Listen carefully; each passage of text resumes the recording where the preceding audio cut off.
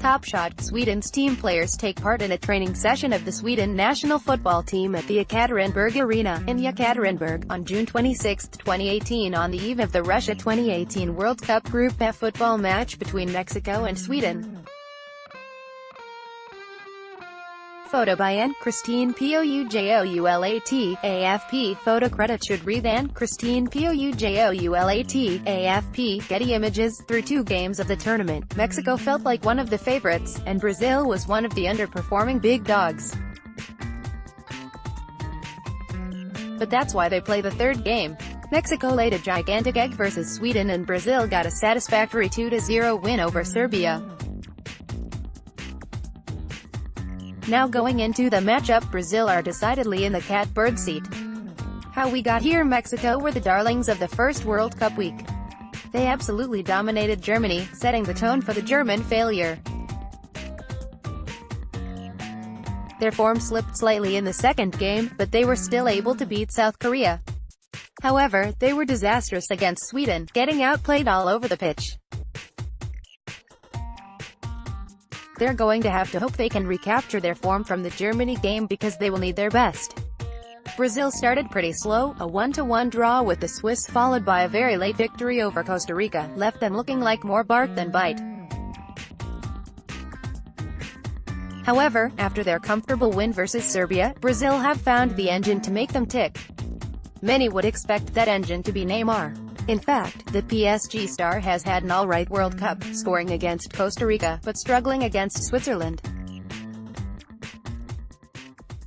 Their engine has been Philippe Coutinho, easily the best player in the tournament so far. Coutinho scored in both of Brazil's first 2 games and provided the assist to Paulinho in the 3rd. Since engineering a move to Barcelona in January, Coutinho has been slicing up defenses in 2018. Brazil has placed him in their midfield alongside Paulinho.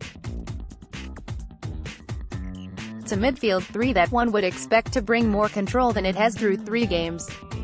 Mexico's best chance. Mexico will need to play on that lack of control in order to maximize their chances against Brazil. They need the game to be as chaotic as possible. Expect them to come out flying and pressing Brazil's backline if they have any chance of beating them. Brazil are going to have to be very careful possessing the ball at the back.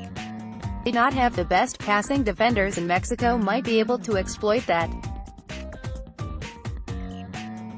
The other thing Mexico will need to do is limit their turnovers in the middle section of the field.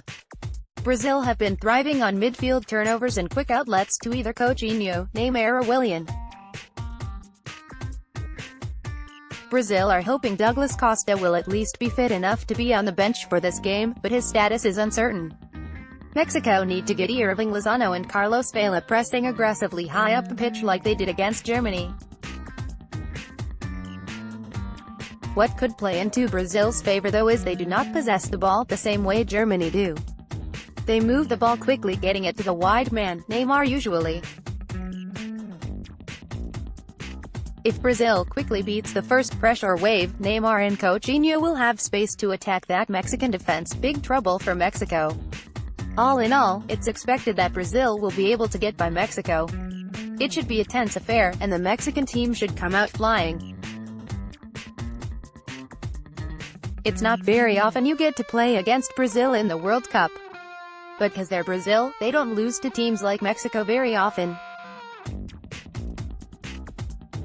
It will be an uphill fight for the Mexicans, but they just don't have enough to upset Neymar. Photo embed from Getty Images.